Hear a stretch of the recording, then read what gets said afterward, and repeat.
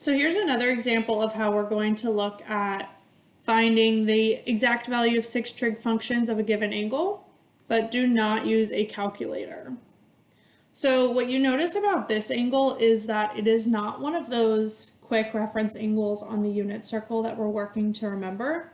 So this is where we need to remember what we've learned about coterminal and reference angles. So this is a great example to show why coterminal and reference angles are so important and why we have them and use them. So coterminal angles, if you remember, is when it's just taking extra revolutions around the unit circle.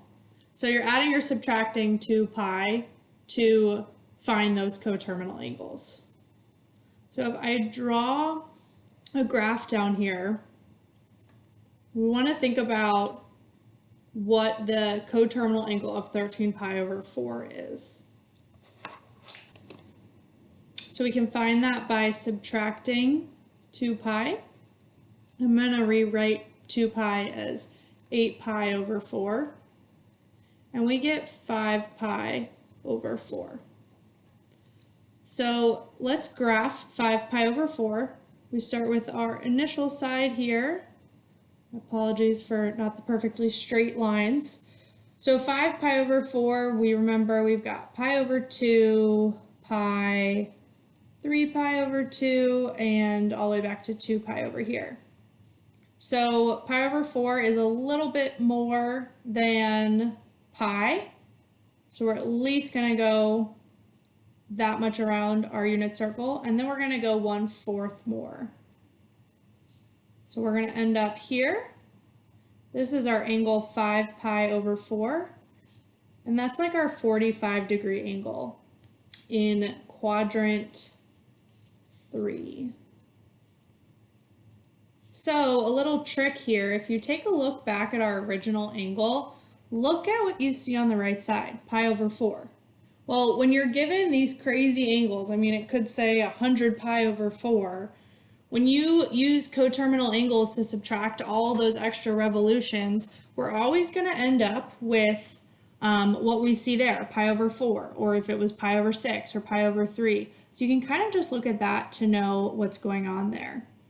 If we think about the reference angle, our reference angle is pi over 4. Well, in quadrant 3, to find the reference angle, we would subtract that pi. So 5 pi over 4 minus pi, which I'm going to write as 4 pi over 4 equals pi over 4. Again, there's that reference angle I just mentioned that we kind of see in our given angle up top. So our reference angle here, theta prime, is pi over 4.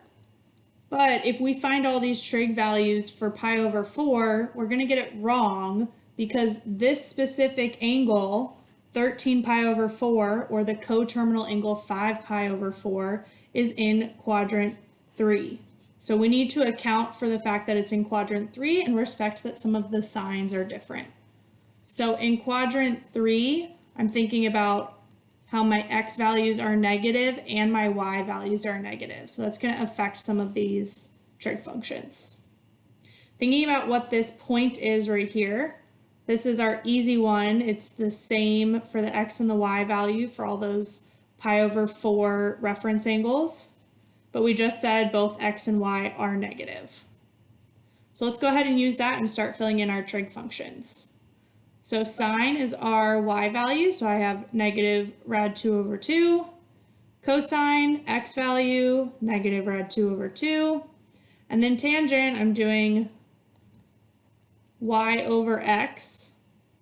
So tangent of 5 pi over 4 is negative rad 2 over 2 divided by negative rad 2 over 2, which is just 1, but we'll notice that now it is positive. Thinking about our reciprocal functions, cosecant of 5 pi over 4. This is just the same as 1 over sine. So I can think of it as 1 over the square root of 2 over the negative square root of 2 over 2. And it just ends up flipping whatever the sign fraction was. I see here though, I need to rationalize my denominator. So I end up with negative 2 rad 2 over 2, but those 2's cancel, so I get negative rad 2. Now thinking about our secant.